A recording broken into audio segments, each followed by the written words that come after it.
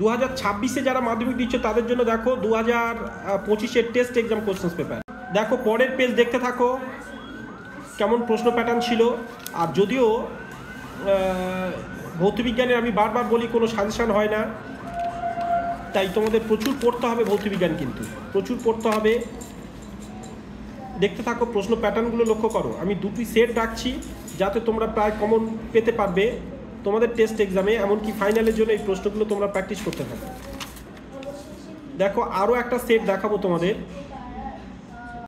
দেখো এটা যদিও হয়তো বা আগে তোমাদের দেখিয়েছি, তবুও দুটো সেট একসাথে রাখছি যাতে কিনা তোমাদের মোটামুটি ভাবতে সুবিধা হয় যে কেমন ধরনের প্রশ্ন প্যাটার্ন। দুটো আলাদা আলাদা স্কুল তো, তাই সেখানে অ্যাডজাস্ট করে বুঝতে পারো যে কেমন ধরনের প্রশ্ন তোমাদের এক্সামে আসতে পারে, কোনগুলো মোস্ট ইম্পর্টেন্ট। দেখো পরের পেজ আসছি, লক্ষ্য করো। এবং তার পরের পেজ দেখো, দেখতে থাকো। চলো এবার শেষ পাতায় আসি। দেখো